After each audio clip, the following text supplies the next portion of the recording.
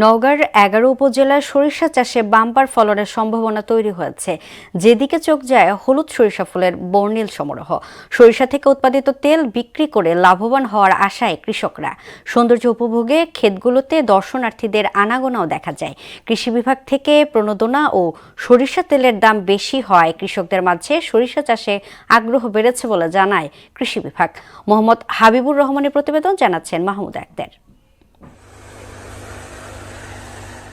হলুদ ফুলে ফুলে সুশোভিত হয়ে উঠেছে নওগাঁর মান্দা, নিয়ামতপুর, সাপাহার, বদলগাছি, রানীনগর, পত্নীতলা, আত্রাই, ধামইরহাট সহ বিভিন্ন উপজেলার সরিষা ক্ষেত। চলতি মৌসুমে আবাদ হওয়া উল্লেখযোগ্য জাতগুলোর মধ্যে রয়েছে বাড়ি সরিষা 14, বাড়ি সরিষা 17, বাড়ি সরিষা 20, বিনা সরিষা 9 ও বিনা সরিষা 11।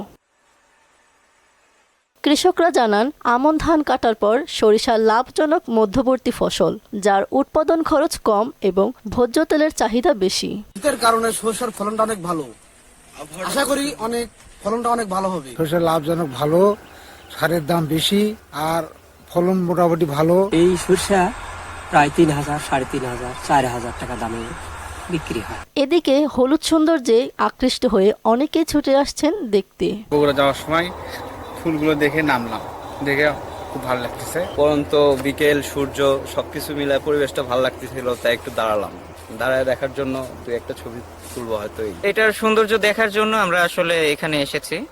তো এখানে দেখলাম যে ফলনটা অনেক ভালো হয়েছে। কৃষি কর্মকর্তা জানান, আবহাওয়া অনুকূলে থাকায় এবং দাম ভালো পাওয়ায় চাষিরা সরিষা চাষে ঝুঁকছেন। প্রণোদনার আওতায় 5,900 জন কৃষককে আমরা বিনামূল্যে বীজ এবং সার দিয়েছি। সরিষা বাড়ি সরিষা 14 আমরা সাধারণত দিয়েছি এবং বাড়ি সরিষা 9, এই দুইটি জাত আমরা সম্প্রসারণ করার চেষ্টা করছি এবং আবহাওয়া অনুকূলে থাকায় আমাদের ফলন ভালো আশা করছি। চলতি মৌসুমে জেলায় প্রায় 70,000 হেক্টর জমিতে সরিষা আবাদের লক্ষ্যমাত্রা নির্ধারণ করা হয়েছে। মাহমুদা আক্তার, মোহনা সংবাদ।